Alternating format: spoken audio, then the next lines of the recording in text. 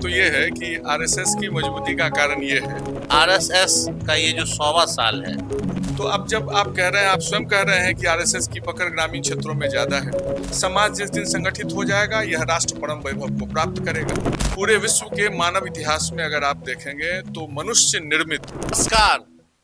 आप देख रहे हैं सुदर्शन बिहार। मैं हूं पप्पू कुमार नायक और आज हम बात कर रहे हैं आरएसएस पे, उस राष्ट्रीय स्वयंसेवक संघ पे जिसकी पूरे देश में शाखाएं मजबूत है। और इस बार राष्ट्रीय स्वयंसेवक संघ का शताब्दी वर्ष मनाया जा रहा है। हम बात कर रहे हैं राजेश कुमार झा जी से, जो आरएसएस से जुड़े हुए हैं। नमस्कार राजेश जी, आपका स्वागत है। नमस्कार, आपका भी आभार और सुदर्शन बिहार का भी आभार। धन्यवाद। आपसे यह जानना है कि आरएसएस को लेकर समय समय पे बहुत सारी बातें होती है, लेकिन ग्रामीण इलाकों में आरएसएस की पकड़ अभी भी काफी मजबूत है। और खास करके शताब्दी वर्ष में आरएसएस क्या करने जा रही है, आप हमारे दर्शक को विस्तार से बताएं। देखिए, सबसे पहली बात तो ये है कि आरएसएस की मजबूती का कारण ये है कि संघ, राष्ट्रीय स्वयंसेवक संघ कार्य करता है हिंदुत्व के लिए, और हिंदुत्व पर्याय है इस राष्ट्र का, भारत का।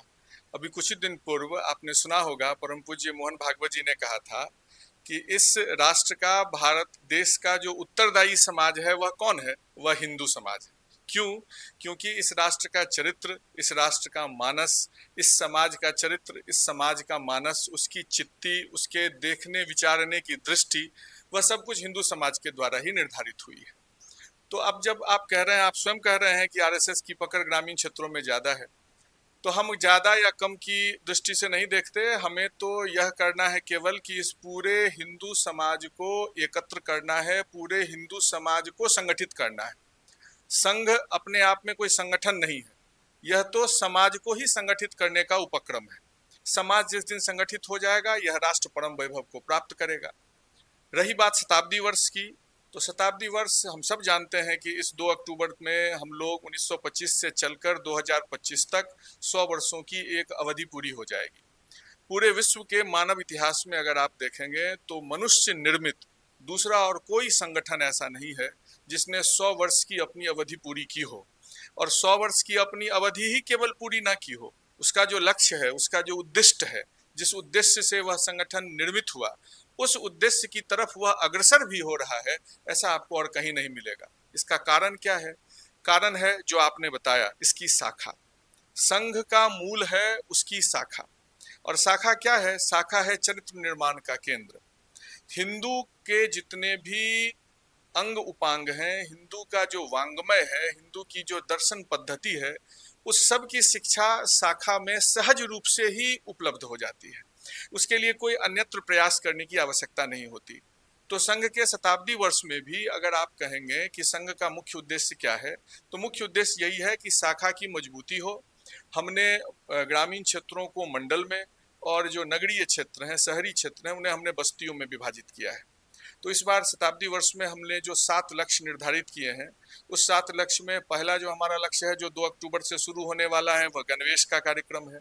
दूसरा कार्यक्रम है कि प्रत्येक हिंदू घर में जनसंपर्क करना है। उसके बाद सामाजिक सद्भाव की बैठक होनी है, सामाजिक समरसता को लेकर। क्योंकि आपने जाना ही होगा कि बहुत अभी चर्चा में है कि परम पूज्य मोहन भागवत जी ने पंच प्रण की बात की है कि इस समाज को अगर परम वैभव तक पहुंचाना है तो उसके लिए हमें 5 प्रण लेना पड़ेगा। उस 5 प्रण में पहला है सामाजिक समरसता, दूसरा है कुटुंब प्रबोधन, तीसरा है पर्यावरण का परिरक्षण, चौथा है स्व का जागरण, और पांचवा है नागरिक शिष्टाचार। तो इन सब को मिलाकर हम सब सामाजिक सद्भाव बैठक करेंगे। फिर आगे चलकर युवाओं के लिए कार्यक्रम होगा, और फिर मंडलों में विराट हिंदू सम्मेलन, और मंडलों को जोड़कर 2-4 खंड स्तर पर हम लोग प्रबुद्ध जनगोष्ठी करेंगे। मेरा एक सवाल है यहाँ। आपने कहा सामाजिक समरसता, बिहार में जाति कूट कूट के भरी हुई है, तो फिर आरएसएस का ये जो 100वां साल है, 100 साल का सफर पूरा हुआ है, तो इस 100 सालों में आरएसएस ने इस जातिगत समाज को समाप्त करने की दिशा में कोई कार्य को अंजाम क्यों नहीं दे पाया है? नहीं, अगर आप थोड़ा इसको विस्तार से देखेंगे तो आरएसएस ने तो ही केवल, अगर आप ठीक से देखें तो, और दूसरे जितने भी संगठन होंगे उन सबों ने जातीय विग्रह को बढ़ाने का कार्य किया है। लेकिन अगर आप आरएसएस की बात करें तो आरएसएस में तो जाति नाम की कोई चीज नहीं। क्यों? क्योंकि यह तो हिंदुओं के लिए है। आप आरएसएस से संबंधित किसी भी साहित्य को अगर उल्टा कर देखेंगे तो उसमें आपको जाति विषयक कोई भी बात दिखाई नहीं देगी। यहाँ तो केवल हिंदू हिंदुत्व की बात होती है, हिंदुस्तान की बात होती है। और प्रमुख रूप से अगर आप संघ की कार्य पद्धति को देखेंगे तो इस कार्य पद्धति में गौर करिए। आप कभी अगर किसी संघ के कार्यक्रम में आप जाते ही होंगे, आपने देखा ही होगा, या शाखा पर भी कभी अगर आपको जाने का मौका मिले, तो जो टाइटल होता है ना, उस टाइटल का उपयोग संघ में बोलने में नहीं होता है। हम जी लगाकर कहते हैं, हम पप्पू जी कहते हैं, हम पप्पू कुमार नायक नहीं कहते, हम राजेश जी कहते हैं, हम राजेश झा नहीं कहते। तो यह जो जातीय विग्रह है वो तो हिंदू समाज का जो फॉल्ट लाइन है। जब अंग्रेज यहाँ पर आए तो उनको यह लगा कि इस राष्ट्र की जड़ कहाँ है, उस जड़ को कैसे काटा जाए, उस जड़ को कैसे कमजोर किया जाए। तो उन्होंने जब इसके फॉल्ट लाइन्स की अध्ययन करी तो उस फॉल्ट लाइन में उनको जाति दिखा। तो हमारे समाज में तो जाति नाम की कोई चीज नहीं थी, या तो वर्ण आधारित समाज था। भगवान श्री कृष्ण ने भी गीता में कहा है, चातुर्वर्ण मया सृष्ट्या गुण कर्म विभाग सा, कि यह जो वर्ण है वह तो मेरे द्वारा निर्मित है, लेकिन यह जन्म पर आधारित नहीं है, यह कर्म पर आधारित है। तो हम सब तो यह मानने वाले लोग हैं। तो संघ में अगर आप जाति की बात करेंगे तो संघ तो शुरुआत से ही जातीय उन्मूलन का उसने काम किया है कि समाज में जातीय जो भेदभाव है उसको खत्म किया जाए। और इसलिए भी पंच प्रण जो है, उस पंच प्रण में सबसे महत्वपूर्ण पहली जो बात है वो सामाजिक समरसता की है। और इस शताब्दी वर्ष में भी जो हम लोग कार्यक्रम करेंगे उसमें सामाजिक समरसता, सामाजिक सद्भाव के लिए बैठकें आयोजित करना, यह एक महत्वपूर्ण लक्ष्य रखा गया है। नहीं, सबसे बड़ी सवाल आपने कहा कि पंच प्रण में सामाजिक समरसता, अभी मेरा क्वेश्चन उसी पे है। और खास करके जातीय द्वेष जो है, अभी हाल में दरभंगा में घटना हुई डीएमसीएच में, तन्नू प्रिया झा ने एक प्रेम विवाह किया। वह अपने से मंडल नाम के लड़का से वो शादी किया, लेकिन उसके पिता उनको गोली मारकर हत्या कर दिया जाता है। आप देखे होंगे सोशल मीडिया पे कि एक तरफ से तन्नू प्रिया झा जिस जाति की में है, उस जाति के लोग उस घटना को, हत्या जो प्रेम शंकर झा उसके पिताजी की है, उसको सही कहते हैं। आखिर प्रेम को जाति में बांटना और उस हत्या को बढ़ावा देना कहाँ तक सही है? देखिए, कोई भी आपराधिक कृत्य तो कोई भी हो, उस आपराधिक कृत्य को केवल अपराध की दृष्टि से देखना चाहिए। उसे किसी जाति की दृष्टि से देखना मुझे नहीं लगता कि यह उचित है, यह हमारी अपनी समझ नहीं है। लेकिन हमें इस घटना को थोड़ा अगर आप विस्तार से देखेंगे तो आपको समझ में बात आएगी। आखिर हमारे समाज में, जिस समाज में यत्र नार्यस्तु पूज्यन्ते रमन्ते तत्र देवता, जहाँ नारी की पूजा होती है वहीं पर देवताओं का वास होता है, इस दृष्टि को मानने वाला, इस दृष्टि से चलने वाला जो समाज था, जहाँ स्वयंवर की प्रथा थी, उस समाज में आखिर यह विद्रूप कैसे विकसित हो गया? तो उसके पीछे जब आप देखेंगे तो वह पश्चिमी अवधारणा है। जो वामपंथी नैरेटिव है, उस वामपंथी नैरेटिव ने इस भारत की समाज को, इस भारतीय समाज की जो इसके जो मूल्य थे, उन मूल्य में उन्होंने ह्रास किया। और उस ह्रास के कई सारे प्रकल्प उन्होंने बनाए। आप फिल्मों में देखिए, आप ओटीटी पर देखिए, क्या जीवन का एकमात्र लक्ष्य प्रेम करना ही है? प्रेम करना एकमात्र लक्ष्य तो नहीं है। तो लेकिन अगर आप ओटीटी को देखेंगे, अगर आप आजकल के फिल्मों को देखिए, बॉलीवुड के द्वारा जो नैरेटिव सेट किया गया है उसमें आप देखिए, सब जगह केवल स्वच्छंदता की बात होती है, स्वेच्छाचारिता की बात होती है।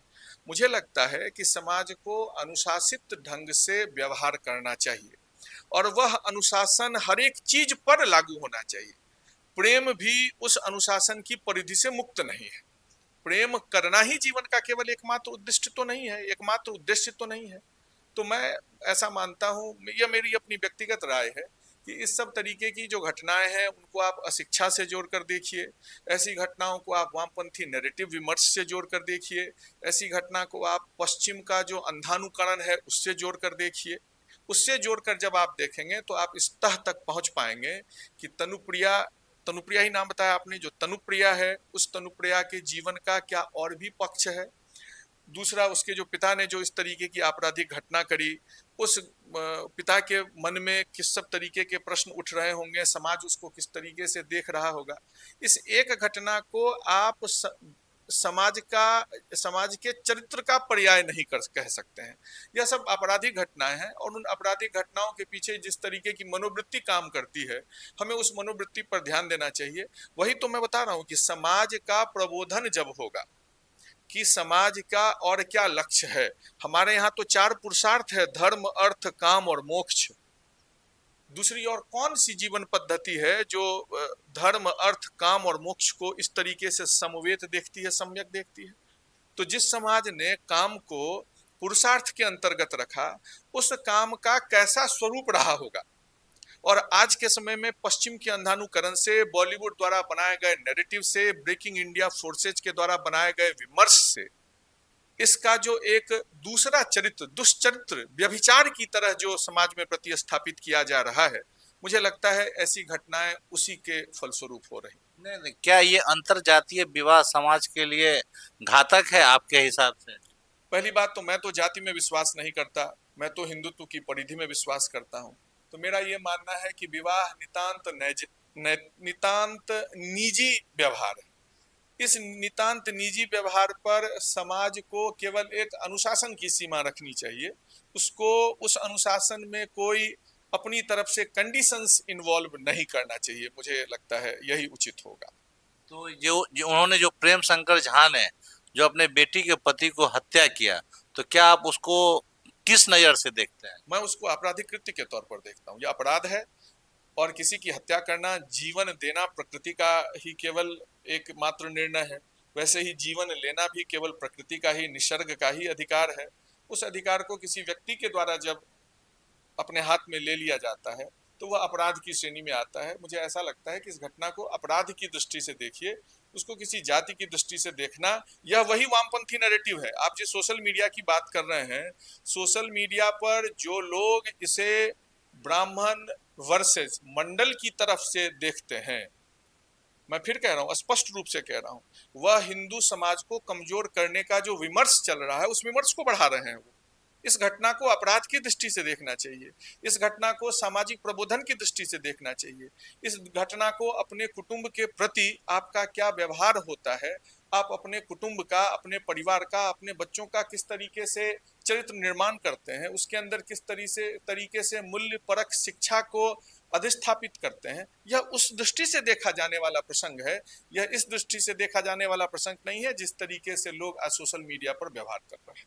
अब सबसे बड़ी बात है, जो राष्ट्रीय स्वयंसेवक संघ के जो सर संचालक है, प्रमुख है, उन्होंने कहा कि शिक्षा और स्वास्थ्य आम आदमी के पहुंच से बाहर जा रहा है, जबकि पूरे देश में 20 से 22 राज्यों में भाजपा की सरकार है या उनके समर्थन वाली सरकार है, और केंद्र में हमारे प्रधानमंत्री मोदी जी प्रधानमंत्री हैं। तो बावजूद मोहन भागवत जी को क्यों लग रहा है कि आम जनों से शिक्षा और स्वास्थ्य जैसे महत्वपूर्ण विषय या महत्वपूर्ण चीज बाहर जा रहा है? परम पूज्य मोहन भागवत जी ने जो कहा, वो तो तत्वदर्शी लोग हैं, तत्वज्ञ हैं। उन्होंने अगर ऐसी बात कही है तो निश्चित रूप से यह सत्य है। रही बात कि किन राज्यों में किनकी सरकार है, भाजपा की या किसकी सरकार है, हम लोग इस दृष्टि से तो इसको देखते नहीं। राष्ट्रीय विचारों को पोषण प्रदान करने वाले जो दल हैं, राष्ट्रीय विचारों को संरक्षित करने वाले, संवर्धित करने वाले जो लोग हैं, वो सरकार में हैं। तो एक तरीके से मुझे ऐसा लगता है कि समाज में, समाज के एक गार्जियन के तौर पर, समाज के अभिभावक के तौर पर, और राष्ट्रीय विचारों को प्रश्रय देने वाली जो पार्टियां हैं, उनके अभिभावक के तौर पर मोहन भागवत जी ने जो यह कहा, वह इस अर्थ में कहा कि शिक्षा जो मूलभूत अधिकार है, उस मूलभूत अधिकार को समाज के प्रत्येक व्यक्ति तक, अंतिम सदस्य तक, अगर हम अपने प्रार्थना में गाते हैं, परम वैभवम नेतु में तत्स्वराष्ट्र, हमें इस राष्ट्र को, स्वराष्ट्र को परम वैभव तक पहुंचाना है। तो उस परम वैभव तक पहुंचाने का जो सबसे महत्वपूर्ण उपकरण है, अभिकरण है, इंस्ट्रूमेंट है, वह इंस्ट्रूमेंट तो शिक्षा ही है। शिक्षा के द्वारा ही आप इस सभ्यता संस्कृति के सभी उज्जवल पक्षों को जान सकते हैं। तो ऐसी व्यवहार परक शिक्षा सबको उपलब्ध हो और अर्थ की दृष्टि से भी वह सहजता से सबको उपलब्ध हो, ऐसा उन्होंने एक संकेत किया है।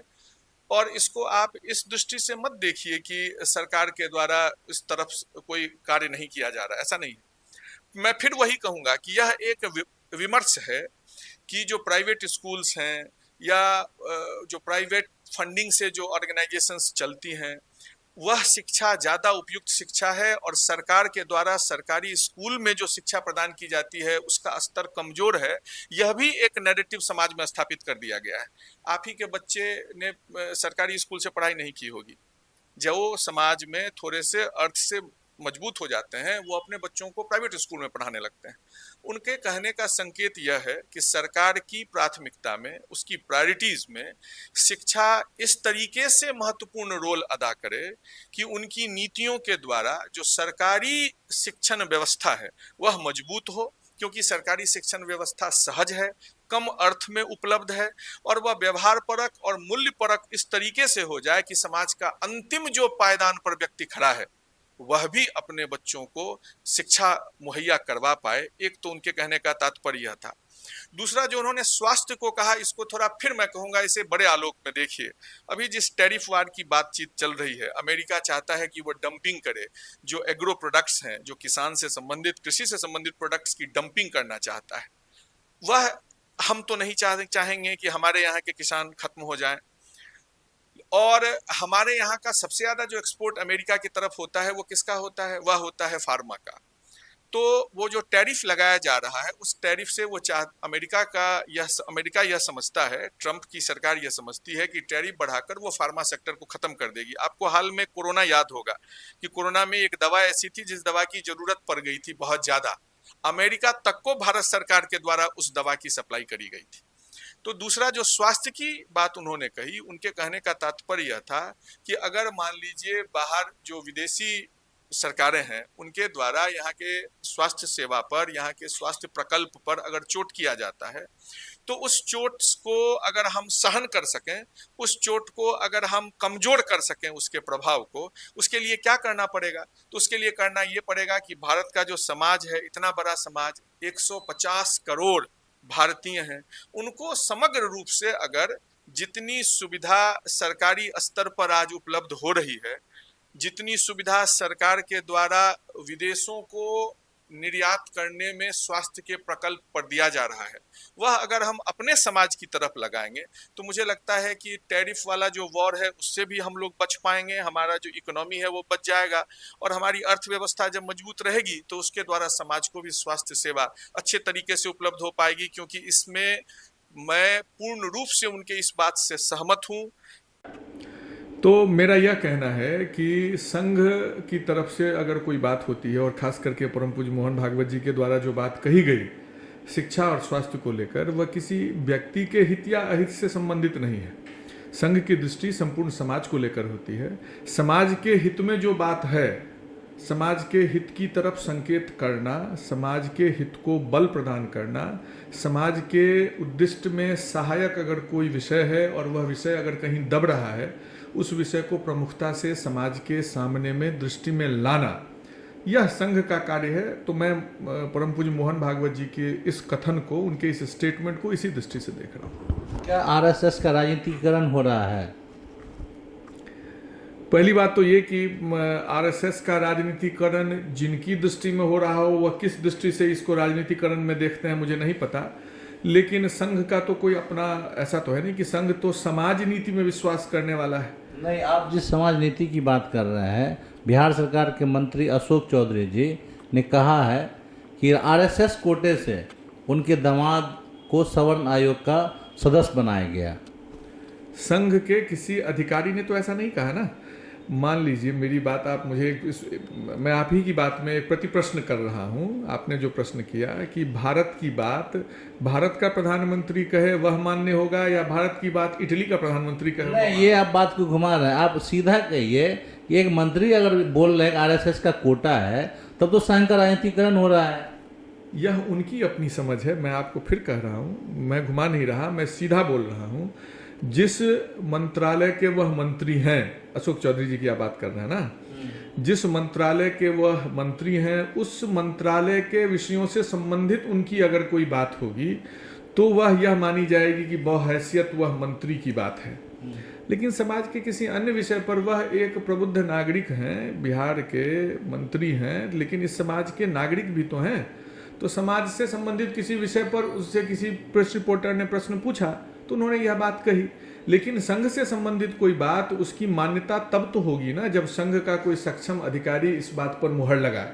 तो संघ के किसी सक्षम अधिकारी ने क्या ऐसी बात कही? संघ के अधिकारी क्यों लगाएंगे? क्योंकि आप जानते हैं और सुनते भी हैं कि कांग्रेस द्वारा कई बार आरोप लगाया गया है कि देश के कई ऐसे संस्थानों पे आरएसएस समर्थित लोगों की नियुक्ति कर दी गई है, और उस कांग्रेस के बातों पर बिहार सरकार के मंत्री अशोक चौधरी ने मुहर लगा दिया, यह कहकर कि आरएसएस कोटे से उनके दामाद सवर्ण आयोग के सदस्य बने हैं। देखिए, जिसकी अपनी जो दृष्टि है, अपनी जो समझ होती है, वह सामने वाले को भी इसी दृष्टि से देखता है। कांग्रेस ने जब भारत की सत्ता पर कब्जा किया तो उसके बाद उसकी स्थिति ये थी कि जितने भी संस्थान थे महत्वपूर्ण, उन सबों में उसने अपने पपेट्स को रखा, अपने पपेट्स को, अपनी कठपुतली को उसने रखा। समाज की प्रमुखता अब उनकी तो खत्म हो चुकी है। समाज की दृष्टि में तो कांग्रेस अब कहीं रही नहीं, उसका विचार कहीं रहा नहीं। विदूषक की दृष्टि से लोग देख रहे हैं, उसके जो लोग हैं उनको। तो उनको ऐसा लगता है कि जैसा काम उन्होंने समाज में सत्ता में रहते हुए किया था कि प्रतिष्ठानों में, संस्थानों में अपने लोगों को, जिनकी एलिजिबिलिटी क्राइटेरिया भी नहीं पूरी होती थी, कई सारे उदाहरण हैं ऐसे लोगों को, सामान्य राजनीतिक कार्यकर्ता को जज की कुर्सी पर उन्होंने बिठा दिया। तो उनकी जो अपनी समझ है, उन्होंने जो किया, एक चोर दूसरे की प्रवृत्ति को चोर की प्रवृत्ति ही मानता है, एक दस्यु, एक डाकू दूसरे को भी दस्यु और डाकू ही मानता है। तो इसीलिए जिस संविधान की हत्या की कांग्रेस ने, उसको ऐसा लगता है कि दूसरे भी जो लोग होंगे वो इसी तरीके का काम कर रहे होंगे। मुझे तो ऐसा नहीं लगता। कोई भी अगर नियुक्ति हुई है, वह नियुक्ति, उसकी एलिजिबिलिटी क्राइटेरिया को आप चेक करिए। एलिजिबिलिटी क्राइटेरिया में अगर कहीं कोई कमी है, क्रीडेंशियल्स में कहीं कोई कमी है, तो प्रश्न उठाया जा सकता है। नहीं, ठीक है, अपने ऊपर लगे आरोपों को सब गलत ही बताते हैं। खैर, अब उस विषय से मैं नहीं जाना चाहता हूँ। राजेश जी, मैं इसको गलत, मैं ये कह नहीं रहा कि आप कोई आरोप लगा रहे हैं, यह तो कोई आरोप है ही नहीं। आरोप का तो मतलब होता है कि जब कोई कृत्य हुआ हो ऐसा समाज के सामने में, तो इसमें तो कोई, मैं तो मान ही नहीं रहा कि आपने कोई आरोप लगाया है। मेरा ये सवाल है कि आरएसएस की स्वीकार्यता पूरे देश में, खास करके घर घर में, कब होगी? मुझे तो लगता है कि आरएसएस की स्वीकार्यता है, संघ की स्वीकार्यता है। एक मुझे बात बताइए आप, संघ क्या कहता है? संघ कहता है कि इस संपूर्ण हिंदू समाज को एक होकर रहना चाहिए। कौन सा ऐसा हिंदू आप मुझे खड़ा करके दिखा सकते हैं जो कहे कि नहीं, ऐसा नहीं हो? संघ कहता है कि इस संपूर्ण राष्ट्र को सामाजिक रूप से, आर्थिक रूप से, सांस्कृतिक रूप से मजबूत होना चाहिए। कौन सा हिंदू कहता है कि ऐसा नहीं होना चाहिए? तो फिर इतने राजनीतिक दलों की संख्या क्यों है? ऐसा इसलिए है क्योंकि हमारी जो सनातन दृष्टि है वो विचारों की भिन्नता में विश्वास करने वाली है। हम यह मानते हैं कि जैसे जड़ एक है लेकिन वृक्ष में शाखाएं अनंत होती हैं, वह विविधता में, जो पश्चिम है, जो वामपंथी दृष्टिकोण है, वह विविधता में एकता ढूंढता है।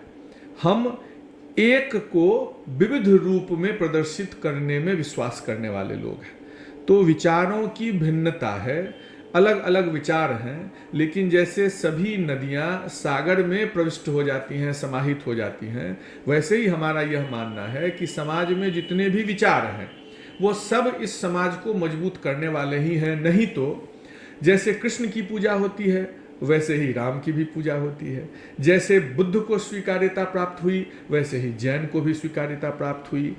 जो कुछ अद्वैत को मानने वाले हैं, कुछ द्वैत को मानने वाले हैं, कुछ अद्वैताद्वैत को मानते हैं, कोई विशिष्टाद्वैत को मानते हैं। यही तो भारत की यह जो संस्कृति है, यह अनमोल संस्कृति है। पूरे विश्व की सभी समस्याओं का समाधान, सभी चुनौतियां, सभी प्रश्नों का उत्तर किसके पास है? पूरा विश्व देखता है भारत की ओर। ऐसा क्यों? ऐसा केवल इसीलिए क्योंकि हमने विचारों की भिन्नता को कभी भी विभेद नहीं माना। हमने मत की भिन्नता में भी मतैक्य ढूंढने का प्रयास किया। यही भारत की सनातन दृष्टि है। तो विभिन्न जो अगर विचार से संबंधित वैचारिकी को बढ़ाने वाले राजनीतिक दल हैं, तो यह तो लोकतंत्र की खूबसूरती है, कोई दिक्कत नहीं है इसमें। हमारा लास्ट सवाल है, भारत माता की फोटो लगी हुई है और भारत माता की फोटो इस हिंदुस्तान में प्रत्येक घर में कब कब लगेगा, मतलब कब तक लगेगा, और भारत विश्व गुरु कब तक बनेगा? पहली बात तो ये कि भारत माता की यह जो छवि है, यह तस्वीर तो, यह छवि तो प्रत्येक हिंदू जिसको अपने राष्ट्र पर गर्व है, जो भारत बोध से प्रेरित है, जिसके अंदर उसके स्व का जागरण है, उसके मन मस्तिष्क में भारत माता की छवि अंकित है। हम तो अपनी शाखाओं में प्रत्येक दिन प्रार्थना करते हैं, तो उस प्रार्थना के अंत में कहते हैं भारत माता की जय। तो यह छवि किस घर में लगेगी, किस घर में नहीं लगेगी, यह तो प्रतीकात्मक है। प्रत्येक हिंदू के मन मस्तिष्क में भारत माता की छवि अंकित है, सुदीर्घ अंकित है, प्रदीर्घ अंकित है। रही बात कि इस छवि को हम पहुंचाएंगे कैसे, तो अभी मैंने आपको बताया कि इस बार जो शताब्दी वर्ष का कार्यक्रम है, उस शताब्दी वर्ष के लिए जो 7 कार्यक्रम तय किए गए हैं, उन 7 कार्यक्रमों में एक कार्यक्रम प्रत्येक हिंदू गृह संपर्क भी है। तो प्रत्येक हिंदू घर में जब हम गृह संपर्क करेंगे, तो उसमें जो हमारा साहित्य दिया जाएगा, उस साहित्य में एक आलेख होगा और उस आलेख के साथ साथ एक गीत होगा। और वह गीत क्या है? वह गीत है, जाग रहा है जनगण मन, निश्चित होगा परिवर्तन। तो समाज की धारा में परिवर्तन हो रहा है पिछले 100 वर्षों से। नहीं तो ऐसा नहीं अगर होता तो 2014 में जब राष्ट्रीय विचारों को पोषण प्रदान करने वाली सरकार का निर्माण नई दिल्ली में हुआ, तो इंग्लैंड में उसकी जो एक सबसे प्रमुख पत्रिका है, उसका जो एक अखबार है, उसने क्या लिखा? उसने लिखा कि 1947 में यह देश आज़ाद तो हुआ, लेकिन इस राष्ट्र की सही आज़ादी अब हुई है 2014 में। तो जब हमने इतना समय लगाया, हम किसी हड़बड़ी में नहीं हैं, यह कोई ऐसा कार्यक्रम नहीं है कि सभी घरों में जाकर लटका देना है। समाज के प्रत्येक व्यक्ति के मन मस्तिष्क में भारत माता की जय अंकित हो जाए, भारत माता की छवि अंकित हो जाए। हम समग्र रूप से, समवेत रूप से इस समाज को आर्थिक, सामाजिक, सांस्कृतिक रूप से मजबूत करें, जिससे कि यह समाज परम वैभव को प्राप्त कर पाए। वही विश्व गुरु बनना है।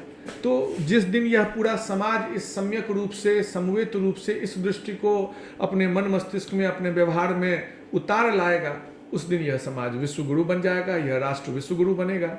और ऐसा केवल हम ही नहीं मानते, विश्व के जितने भी और सभ्यता और संस्कृति के लोग हैं, उनके अंदर भी यह विश्वास है कि विश्व की सभी समस्याओं का समाधान अगर किसी भी सभ्यता संस्कृति के पास है, तो वह भारत की सभ्यता है, भारत की संस्कृति है। और उस भारत की सभ्यता और संस्कृति की पहचान है भारत माता की जय। बहुत बहुत धन्यवाद राजेश जी आपका। आपका भी बहुत बहुत धन्यवाद, आभार। ये थे हमारे राजेश झा, जो आरएसएस से जुड़े हुए हैं और भारत को विश्व गुरु बनाने की दिशा में आरएसएस शताब्दी वर्ष कार्यक्रम में लगी हुई है। हमारी सुदर्शन बिहार की ओर से शुभकामना है और हमें दीजिए इजाज़त। फिर हम आपको अगले इंटरव्यू में किसी बड़े शख्सियत से रूबरू कराएंगे। बहुत बहुत धन्यवाद।